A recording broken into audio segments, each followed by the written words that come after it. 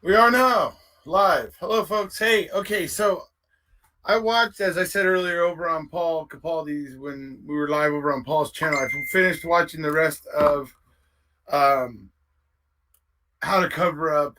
What was it called? Basically, how to cover up a lab, lab, whatever. I forget what the actual name of it is here. Hold on a second, folks. It's how to fix a drug scandal. That's what it is, right? And so we're going to be talking about today is this thing here, and mainly what we're going to also be talking about is how I feel the state's conduct in Massachusetts here ties in with what we see in Manitowoc, maybe even Nina. For those of you following ENC and the $50 million bullet, you know. So this thing is very, very okay. So there's for me. I mean, there's a fair amount to unpack here. So what it comes down to is we have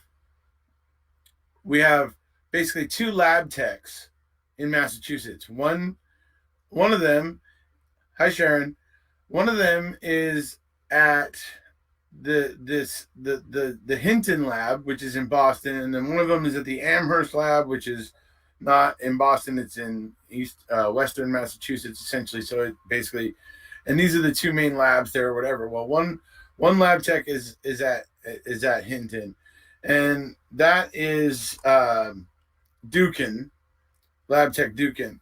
Now, these particular lab techs both were in the wrong, no doubt.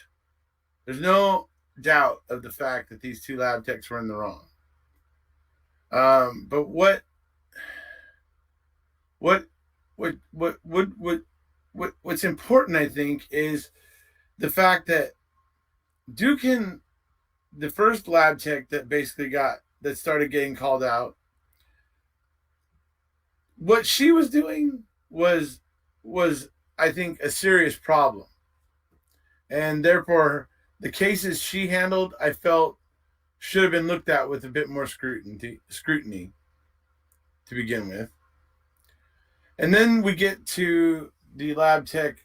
I think it's Sonia, but her last name is Farak, and she's the one who was actually getting high in the lab and that sort of stuff. And so we're going to talk about this. So number one, for me, what you have to start out unpacking is number one is what these lab techs, how much did these did what these lab techs were doing impact things? Well, to me, fairly significantly. Hi, Audra. Fairly significantly, because with with Dukin, she was taking, say, about anywhere from 10 to 15 different baggies samples that had come into the lab, and she was visually inspecting them just with her eyes, and if they all, making sure they all looked like the same thing, right? And this is how she was saving time. So she would take 15 or so, 10 to 15 different bags, right? And then she would just test one, and that one would come up positive for cocaine or for crack or for heroin or whatever. And then she would basically mark that same result down for all the other bags without actually testing them. So in that case, that leaves it open for a lot of doubt, and for all the people that were convicted by Dukin's evidence, in my opinion, there is some doubt. Because guess what, folks?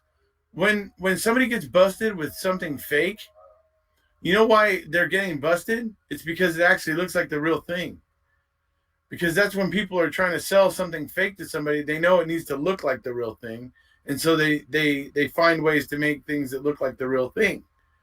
So that's why when she's not testing the other anywhere from 9 to 14 bags that come in, she's leaving that, those, any of those could have been fake not actually cocaine or not actually heroin, not actually whatever she said it was from the one bag she tested. So there leaves a lot of room for doubt with the convictions based on her results.